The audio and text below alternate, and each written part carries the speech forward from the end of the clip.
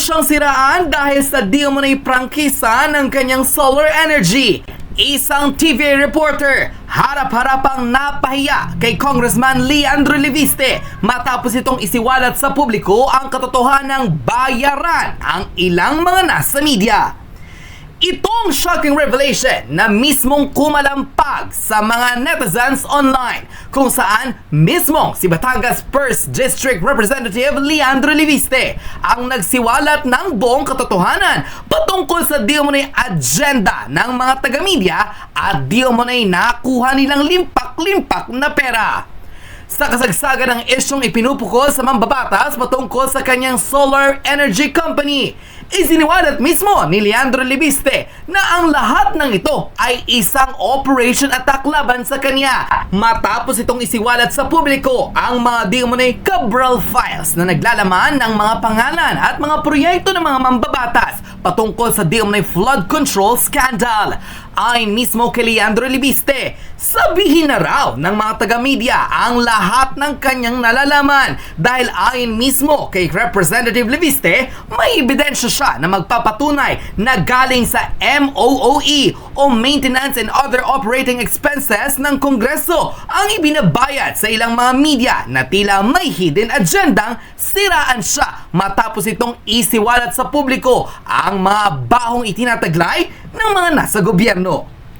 Narito at panoorin ng full video kung saan hindi na nakapagpigil at diretsang isiniwalat na ni Batangas 1st District Representative Leandro Leviste ang mga di umunay bayaran sa likod ng mga natatanging paninira sa kanya at di umunay mga agenda ng ilang mga taga-media. Pera na ipinamabayad sa mga ito galing raw mismo sa pera ng publiko. Narito't panoorin ng full video. Give me your last question and then I'll answer all your questions together. Last question. So, question is, sorry. you have I understand. Football, and then Can you give your me- comment on this particular... And then, can you give me your last question? After that, I'm gonna answer both at the same time. So- Do you think that you violated? No, wait. I'm gonna answer. Okay.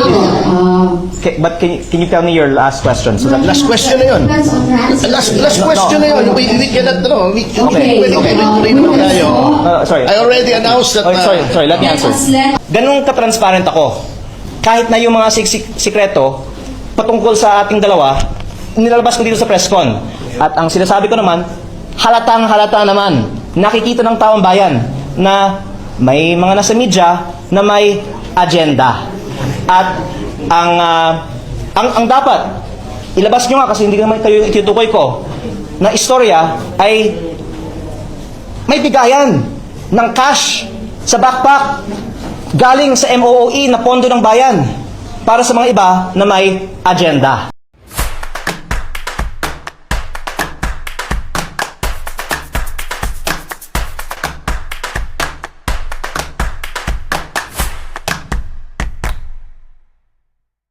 So there are Approved questions by po Congress about in that. Kasi 2022. meron pong interview with the DOEC Secretary Dan Green.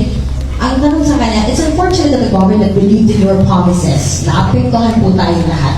Off daw po na hinayaan mo, no? Hahayaan mo after couple of years, 2 years, 4 years, yung franchise na hinihingi mo, and then nawala na lang. Hinayaan niyo raw po ng gano'n. Okay. So, what's the motivation behind itong defunct Okay. franchise? Can this be my last answer? I still have 4 questions. Please po, I waited for my turn, sir. Okay. Sige. Certainly, you have shares po. Nabagin nyo may shares kayo. You're not directly involved. Shares where?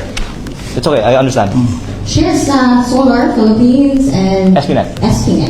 Under the 1987 Constitution, Article 6, Section 14, no senator or member of the House of Representatives may be directly or indirectly be interested financially in any contract with or in any franchise or special privilege granted by the government or any subdivision agency or instrumentality thereof, including any government owned, blah, blah, blah, blah, blah.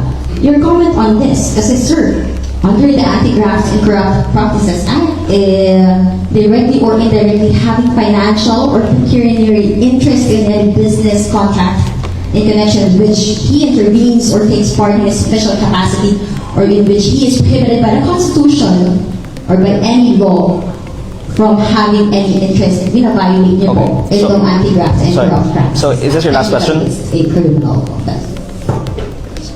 And so the question, your comment on that. Is this your last question? Yes. Who said that? Is that you saying No, that? no, or wait, wait, wait, wait. No, I Sorry, can explain let me answer. po the... No, sorry. I'm citing po the... Citing po an Sorry, article. can I have the floor, please? Is this your last question? No, I can... Yeah, I'm aware of that. Wait, give me your last question, and then I'll answer all your questions together. Last question. Yeah, so question is, Oh, sorry, clearly sorry. you have I shared understand. football, and then Can you give your me- comment on this particular... And then, can you give me your last question? After that, I'm gonna answer both at the same time. So, Do you think that you violated? No, wait. I'm gonna answer. okay, Okay, but can you tell me your last question? So that, Last question na yun. depends on your answer. Last question na yun. We cannot, Okay. pwede kayo tuloy tayo.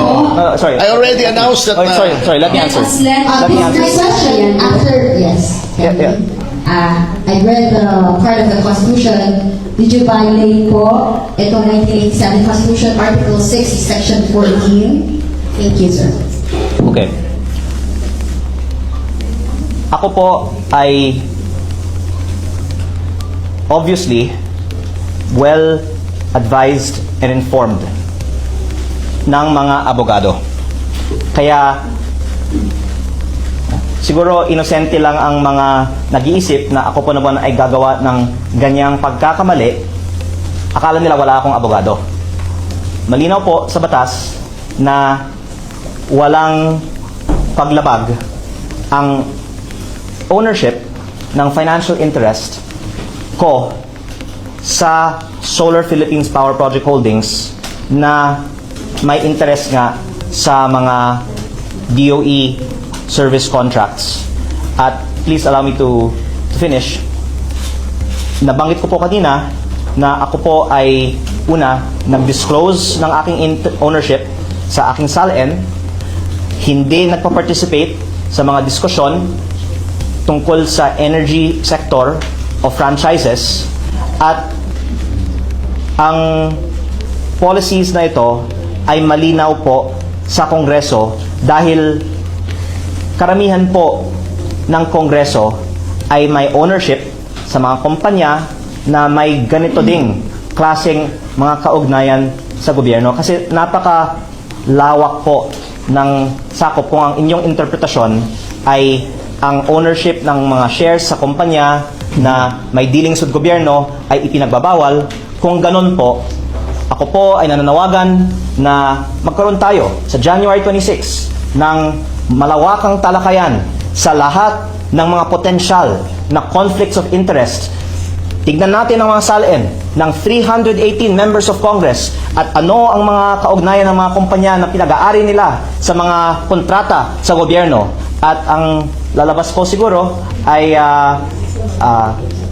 marami pang mga ibang may ganyang mga kaugnayan sa gobyerno o higit pa, at ang legal advice po is yung kailangan is disclose mo, tapos wag kang magkaroon ng participation sa mga diskusyon sa Kongreso tungkol sa mga sektor ng kumpanya mo. Notwithstanding that, meron pang mga iba na may-ari, for example, ng construction company, pero may kaugnayan sa DPWH o sa Public Works Committee. Pero ako, mas maingat ako. Hindi po ako nakikialam sa Energy Committee sa Kongreso. At ang aking sagot sa inyong tanong ay no, walang issue. Kasi ito naman po ay ayon sa advice ng aking lawyer. And then meron pa akong isang dadagdagan pa, pero pwede niyo pong tapusin. So, yung categorical answer ay hindi po kayo lumalabag dito sa... Opo. Oh, yes. Opo, yes, categorically. Hindi. Kahit At- indirectly... Opo. Okay na ba Opo, tayo dyan? Okay na pero tayo? ako po ay welcome sa... Please let me answer. I welcome 6 hours committee hearing with both the franchises, energy, DICT, transportation, public works, lahat po ng mga komite sa Kongreso patungkol sa mga sektor ng ating ekonomiya para buksan natin ang mga salin ng lahat ng mga congressman para makita natin sino ang may mga deklarado o hindi deklaradong kaugnayan sa mga kumpanya, sa mga sektor na ito, dahil ako po ay consistent sa ating advokasya para sa transparency. Ako, i-disclose ko po lahat dahil ang ating categorical answer sa inyong tanong ay wala pong paglabag sa batas. Lalong-lalo po dahil i-disclose ko po itong lahat. At kung may pagkakataon na talakayin ito sa Kongreso, I am not only open to that, gusto kong talakayin ito sa Kongreso. Ganun ka-transparent ako. Kahit na yung mga sikreto patungkol sa ating dalawa, nilalabas ko dito sa press con. At ang sinasabi ko naman, halatang-halata naman, nakikita ng taong bayan na may mga nasa media na may agenda. At ang dapat ilabas nyo nga, kasi hindi naman kayo itutukoy ko, na istorya ay may bigayan ng cash sa backpack galing sa MOOE na pondo ng bayan para sa mga iba na may agenda.